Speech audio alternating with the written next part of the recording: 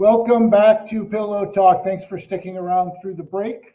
This is Kevin Fear, President and CEO of Mattress Express, a chain of luxury bedding stores. Pillow Talk is a show where we talk about sleep. Yeah, how to get a better night's sleep, how important sleep is to your health, and frankly, everything you do in life. My goal again in this show, if I can help you get a better night's sleep, if I can help you understand sleep better, I have succeeded. Again, if you have any questions, comments, compliments, criticisms, pillowtalkquestion@gmail.com. You can call my stores during business hours at 1-800-NEW-BEDS, 1-800-NEW-BEDS. And you can always go to mattressexpressny.com.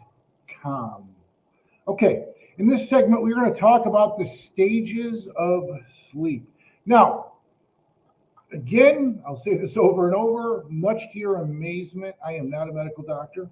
I am a serial entrepreneur who's been in the bedding business nearly 15 years, and I like to share with people the things that I have learned in the bedding business, in dealing with my customers, through trainings from suppliers and mattress manufacturers, research I do on the internet. And here we go. We're going to talk about stages of sleep. According to this article, there are 4 stages of sleep. Stage 1 is NREM sleep, N-R-E-M. I guess you say NREM, light sleep. This is the latest stage of NREM sleep, when a person transitions from wakefulness to sleep. In this stage, a person's brainwaves, heartbeat, breathing, and eye movements slow. Their muscles also relax with occasional twitching. A person usually spends only 5% of their total sleep time in stage 1, which typically lasts several minutes. I would guess that's when you're just nodding off, or right before you wake up in the morning. That would be my guess. But again, I'm not a medical doctor. But the 4 stages of sleep. Stage 1 is NREM, light sleep. They're all NREM, I guess, as I look at this. Second one is deeper sleep. So you got light sleep, deeper sleep. In this stage, a person's heart rate slows, trusted source and muscles relax. So glitch in the article. In this stage, a person's heart rate slows and muscles relax further. Their body temperature drops and eye movements stop. That's interesting. A person's brainwave activity slows, but they experience brief bursts of electrical activity known as sleep spindles. Studies suggest that sleep spindles help with memory consolidation. People spend most of their time, total sleep time, in stage 2, about 45% of your sleep time. This stage typically lasts around 25 minutes in the first cycle, with time increasing in each cycle. The point of this is that if you're not getting a good night's sleep, many of these things aren't happening. Sleep is regenerative.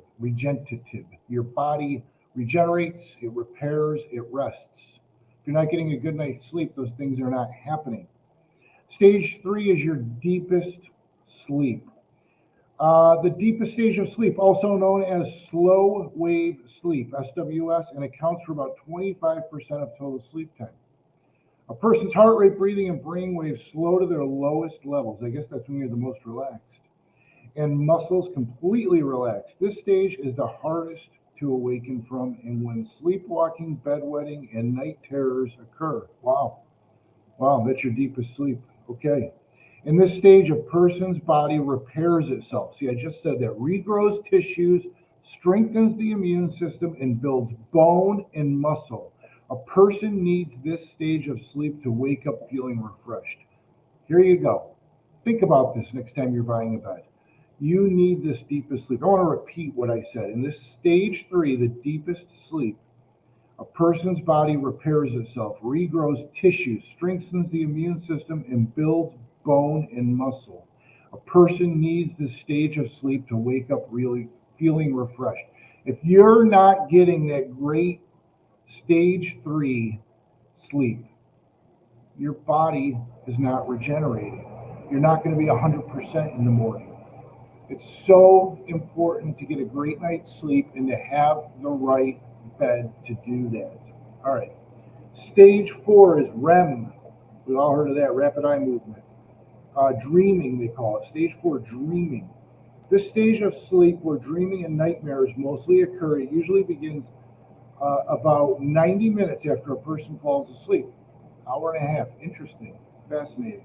A person's eyes move rapidly from side to side with eyelids closed during this, and heart rate and breathing increase. I don't know about you. I don't remember a lot of my dreams. I would love to remember my dreams. If I wake up like right out of a dream, sometimes I can remember it, but let me know. Shoot me an email at pillowtalkquestion@gmail. Do you remember your dreams? I think I would like to remember my dreams. So I've had some great dreams of the ones I do remember. I mean, they're so vivid and real, but most of the time I don't remember them. Brain activity becomes closer to that seen in wakefulness. Interesting. But arm and leg muscles become paralyzed to stop a person from acting out their dreams. Experts believe a person needs some REM and some non-REM sleep for memory consolidation. Interesting, right? We've all heard of REM sleep. That's when you dream. I didn't know that. That's when you dream, and usually begins about 90 minutes after you fall asleep. People spend around 25% of their total sleep time in REM sleep, with each cycle lasting from 10 minutes to an hour. So I guess there's cycles when you're sleeping that you go through with these different stages, according to this article. We've been through this before, but it's worth repeating. How much sleep time do we need?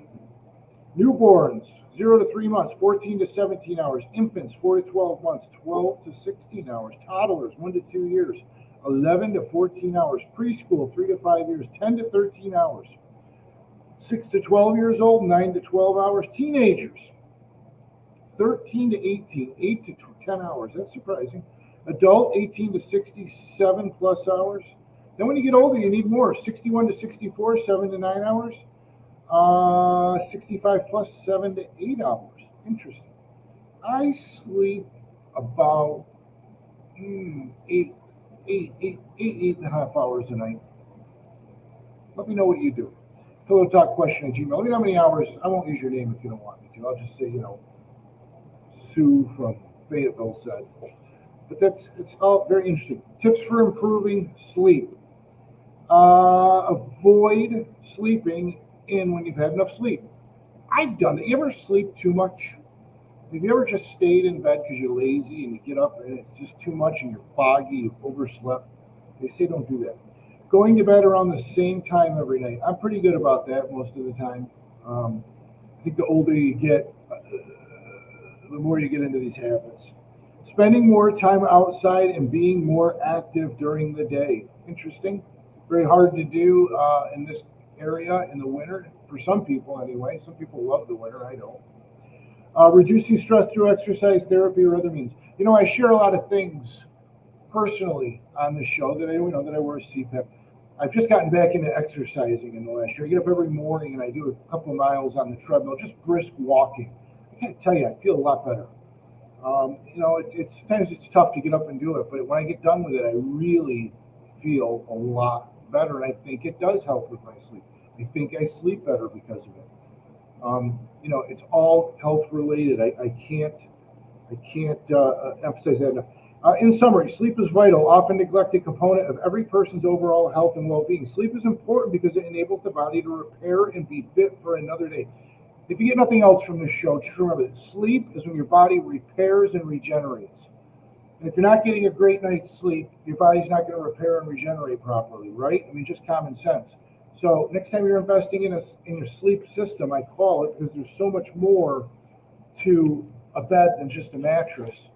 I just ask you to visit one of my stores. If you're hearing this show in a town where we don't have stores, we're a short drive away, and trust me, people are coming from your town to shop at my stores. We drive all over New York State to deliver mattresses every week, all the way up to the Canadian border, Binghamton, Ithaca, all the way out towards Albany, towards Rochester. Check it out, mattressexpressny.com. Call 1-800-NEW-BEDS during business hours, or you can email me at pillowtalkquestion@gmail.com. This is Kevin Fear. This is Pillow Talk. We're going to be right back after these breaks. Thanks for sticking around. I'll see you in a few minutes.